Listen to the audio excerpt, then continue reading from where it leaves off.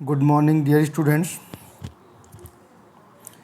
BSc final year के YouTube channel में आपका स्वागत है। जैसा कि हम लोग बीएससी फर्स्ट फाइनल में एक चैप्टर कंप्लीट कर चुके हैं एनएमआर स्पेक्ट्रोस्कोपी का, और आज हम लोग स्टार्ट करेंगे यूनिट थर्ड कार्बोहाइड्रेट्स। तो चलो देखते हैं कार्बोहाइड्रेट के बारे में। जो सबसे पहला क्वेश्चन आता है वो क्वेश्चन ये है कि कार्बोहाइड्रेट क्या होते हैं। What do you mean by carbohydrates? What do you mean by carbohydrates? Carbohydrates क्या होते हैं? तो पॉलीहाइड्रोक्सी एल्डिहाइड और कीटोन मीन्स कार्बोनिल यौगिक अथवा वे पदार्थ जिनके जल अपघटन से पॉलीहाइड्रोक्सी एल्डिहाइड और कीटोन मिलते हैं कार्बोहाइड्रेट कहलाते हैं। फॉर एग्जांपल ग्लूकोज और फ्रक्टोज, ये दोनों एग्जाम्पल ऐसे हैं जो वेल नोन हैं। ठीक है, मीन्स कोई भी एल्डिहाइड कंपाउंड हो चाहे कोई भी कीटोनिक ग्रुप हो कंपाउंड हो, लेकिन इसमें बहुत सारे OH ग्रुप होने चाहिए। इस टाइप के जो कंपाउंड होते हैं वो सारे कार्बोहाइड्रेट्स कहलाते हैं। फॉर एग्जांपल हमने लिखा है ऐसे यहाँ पे, जैसे ये एल्डिहाइड है और इसमें 1, 2, 3, 4 और 5 OH ग्रुप है, तो पॉलीहाइड्रोक्सी ग्रुप है, एल्डिहाइड है। तो glucose in an example of carbohydrate. For example अगर फ्रक्टोज की बात करें तो यहाँ पे कीटोनिक ग्रुप है, 1, 2, 3, 4 और 5 OH ग्रुप है, मीन्स पॉलीहाइड्रोक्सी और कीटोन है। ओके, तो ये भी किसका एग्जाम्पल हो जाएगा हमारा?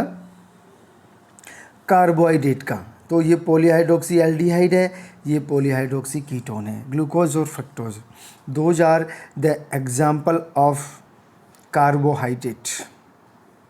आगे चलते हैं। Classification of carbohydrate.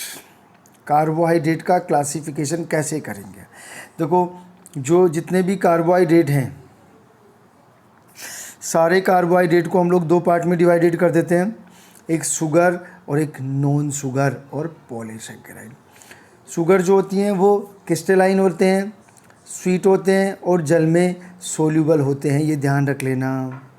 जो शर्कराएँ या शुगर्स होंगी, जैसे चीनी मान लो आप, तो वो कैसे होंगे? क्रिस्टलाइन होंगे, स्वाद में मीठे होंगे और जल में कैसे होंगे? सोल्यूबल।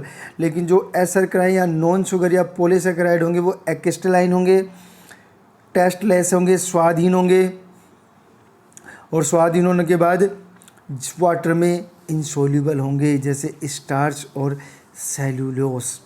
स्टार्च और सेलुलोस, ये थोड़ा सा ध्यान रख लेना आप लोग। ये दोनों चीज़ें प्लांट्स में पाई जाती हैं, स्टार्च भी और सेलुलोस भी।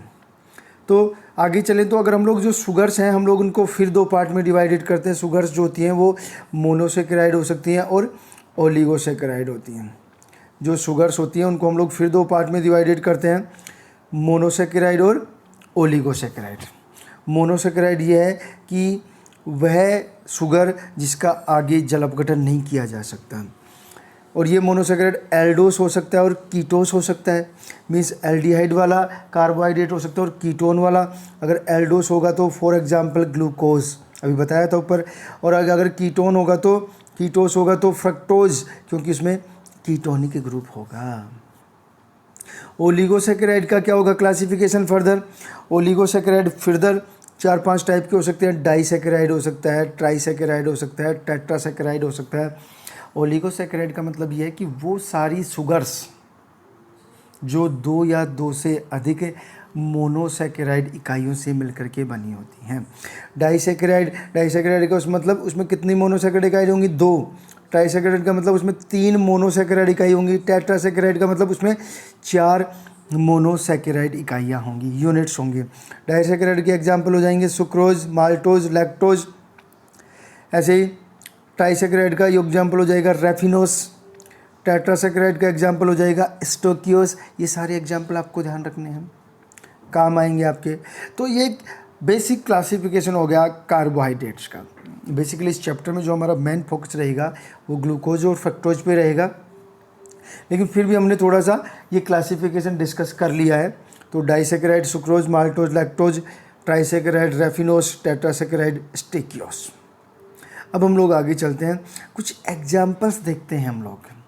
ये देखो, ये मोनोसेकेराइड है, और मोनोसेकेराइड कितने कार्बन का, 1 2 3 और 4 कार्बन का है। और ये एल्डोटेट्रोस बोलते हैं, 4 कार्बन का एल्डिहाइड है तो एल्डोटेट्रोस, वैसे इसका नाम होता है एरिथ्रोस। अगर ये वाला कंपाउंड है इसको बोलते हैं थ्रियोस, वही 4 कार्बन का है। ये 3 कार्बन का, इसको बोलते हैं एल्डोट्रायोस, 3 कार्बन का है, एक सिंगल यूनिट है, मोनोसेकेराइड है तो एल्डोट्रायोस। अगर 5 कार्बन की बात करें तो 5 कार्बन में ये राइबोस है, इसको क्या बोलेंगे, एल्डोपेंटोस, 5 कार्बन का एल्डिहाइड है। ऐसे ही एल्डोहेक्सोज, ग्लूकोज है, और ये कीटोहेक्सोज, कीटोहेक्सोज मतलब समझ गए कि 6 कार्बन का है और कीटोनिक ग्रुप है। ये सारा आपको ध्यान रखना है। तो एक क्लासिफिकेशन हमने डिस्कस कर लिया है, ठीक है, आगे चलते हैं। जनरल रिएक्शंस ऑफ मोनोसेकेराइड्स, मैंने पहले बता दिया आपको। इस चैप्टर में जो हमारा मेन जो फोकस होगा वो ग्लूकोज और फ्रक्टोज पे होगा।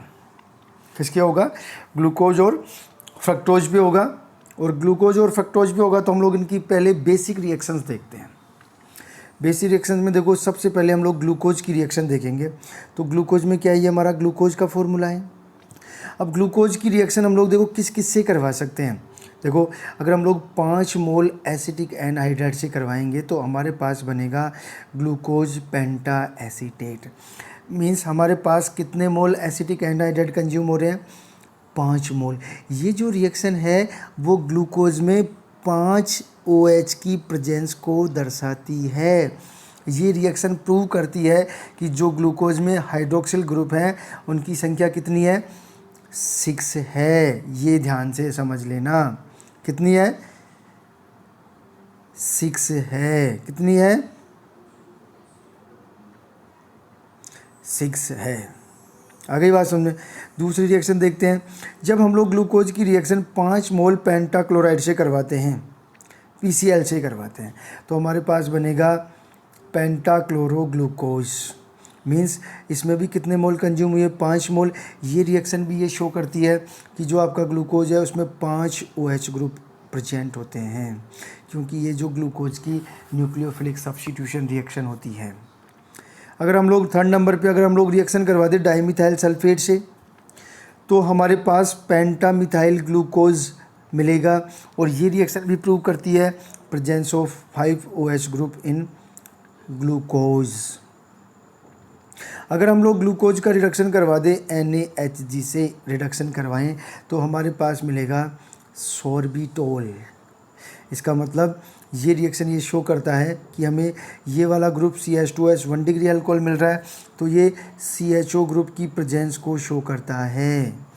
किसकी प्रेजेंस को शो करेगा, CHO ग्रुप की प्रेजेंस को। ऐसे ही अगर हम लोग इसका ऑक्सीडेशन करा दें ब्रोमीन वाटर से तो हमारे पास जो मिलेगा वो मिलेगा ग्लूकोनिक एसिड। ये प्रूव करता है कि ये वाला जो कार्बन था वो एल्डिहाइडिक था। ऐसे ही अगर हम लोग स्ट्रॉन्ग ऑक्सीडाइजिंग रिएजेंट ले लें, कंसनट्रेट HNO3 से करवाएं तो हमें मिलेगा सैकेरिक एसिड। ये वाला कार्बन और ये वाला कार्बन दोनों COOH में कन्वर्ट हो जाएंगे। अगर हम लोग इसकी रिएक्शन करवा दें टोलेंस रिएजेंट और फेलिंग रिएजेंट से तो हमें मिलेगा ग्लूकोनिक एसिड। ये जो टेस्ट है वो एल्डिहाइड का टेस्ट होता है बेसिकली। तो ये टेस्ट ये प्रूव करता है कि जो ग्लूकोज है उसमें क्या होता है, एल्डिहाइड होता है। हम लोग ये कह सकते हैं कि जो ग्लूकोज है वो एल्डोहेक्सोज है, ठीक है। और 1-2 रिएक्शन हम लोग अगर देख लें इसकी, अगर हम लोग ग्लूकोज की रिएक्शन करवा दें HCN से तो जो हमारा एल्डिहाइडिक ग्रुप था उस पर न्यूक्लियोफिलिक एडिशन होगा और साइनोहाइड्रिन टाइप कंपाउंड बन जाएगा। ऐसे ही अगर हम लोग इसकी रिएक्शन मेथेनॉल से करवा दें HCl गैस में तो हमारे पास बन जाएगा मिथाइल ग्लूकोसाइड। इसके बारे में हम लोग डिटेल में आगे डिस्कस करेंगे, लेकिन यहाँ पे ये ध्यान रखना आप लोग कि यहाँ पे क्या बनेगा, मिथाइल ग्लूकोसाइड। ऐसे ही अगर हम लोग इसकी रिएक्शन हाइड्रोक्सिल एमीन से करवा दें तो ये जो रिएक्शन है वो एक तरह से CO ग्रुप की रिएक्शन होगी, और CO ग्रुप की रिएक्शन होगी तो ये ऑक्सीम बनाएगा, तो ये बन जाएगा ग्लूकोज ऑक्सीम। क्या बन जाएगा, ग्लूकोज ऑक्सीम। ये सारी रिएक्शंस आपको ध्यान रखनी है। ये बेसिकली इनमें से कुछ रिएक्शंस ये प्रूव करती हैं कि जो ग्लूकोज है उसमें 5 OH ग्रुप प्रेजेंट होते हैं, और कुछ रिएक्शंस जैसे ऑक्सीडेशन, रिडक्शन, ऑक्सीजन बनाना ये प्रूव करते हैं कि इसमें जो कार्बोनाइल ग्रुप है वो कौन सा ग्रुप है, वो एल्डिहाइड ग्रुप है। देखो जैसे हमने फ्रुक्टोज ग्लूकोज की रिएक्शन डिस्कस की हैं, वैसे ही हम लोग फ्रक्टोज की रिएक्शंस डिस्कस करते हैं। वही सेम कंसेप्ट वहीं से स्टार्ट करेंगे हम लोग। 5 मोल एसिटिक एनहाइड्राइड से रिएक्शन होगी तो वही फ्रुक्टोज पेंटाएसीटेट बनेगा, वही 5 OH ग्रुप की प्रेजेंस को शो करता है। वही 5 मोल PCl5 से रिएक्शन होगी तो वही 5 मोल OH ग्रुप की प्रेजेंस को शो करेगा। मिथाइल सल्फेट से रिएक्शन करवाएंगे तो वही 5 मोल पेंटामिथाइल फ्रक्टोज बनेगा, 5 मोल OH की प्रेजेंस को शो करेगा। अगर हम लोग रिडक्शन करवाते हैं अब इसका NaHG से तो वही हमारे पास सोर्बिटोल भी बन सकता है और मैनिटोल भी बन सकता है। तो यहाँ पे ये भी ये प्रूव करता है कि जो नंबर ऑफ OH ग्रुप्स के बारे में शो करेगा और कीटोनिक ग्रुप के बारे में शो करेगा। अगर हम लोग फेलिंग्स और टॉलेंस रिएजेंट से रिएक्शन करवाएंगे इसकी तो इसका ऑक्सीडेशन हो जाएगा। ऑक्सीडेशन तो एक तो टार्ट्रिक एसिड बनेगा और एक ग्लाइकोलिक एसिड बनेगा। ये रिएक्शन इस बात को प्रूव करता है कि जो फ्रक्टोज है उसमें जो कार्बोनिल ग्रुप होता है वो कीटोनिक ग्रुप होता है, क्योंकि एल्डिहाइड और कीटोन के ऑक्सीकरण का एक मेजर डिफरेंस यही है कि एल्डिहाइड के ऑक्सीकरण से हमेशा एक ही कार्बोक्सिलिक एसिड बनता है, जबकि कीटोन के ऑक्सीकरण से 2 कार्बोक्सिलिक एसिड बनते हैं। वही अगर हम लोग इसकी रिएक्शन HCN से करवा दें तो वही साइनोआइडिन बनेगा जो CO ग्रुप की प्रेजेंस को शो करता है। अगर हाइड्रोक्सिलामीन से करवा दें तो भी वही फ्रक्टोज ऑक्सिम बनेगा जो CO ग्रुप की प्रेजेंस को शो करता है। ठीक है, एक रिएक्शन और हम लोग देख लेते हैं। अगर हम लोग इसकी रिएक्शन वही CH3OH और HCl से गैस करवा देंगे तो हमारे पास वही मिथाइल फ्रक्टोज बनेगा। क्या बनेगा? मिथाइल फ्रक्टोज बनेगा।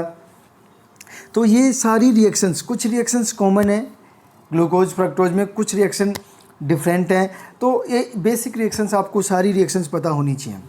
इन रिएक्शंस के बेसिस पे हम लोग आगे पढ़ेंगे, जो भी होगा हमारा नेक्स्ट क्लास में, जो एपीमर एनोमर जो भी है, मतलब हमारा जो मेन फोकस है वो एल्डिहाइड और कीटोन पे ही रहेगा। ठीक है, तो मिलते हैं नेक्स्ट क्लास में।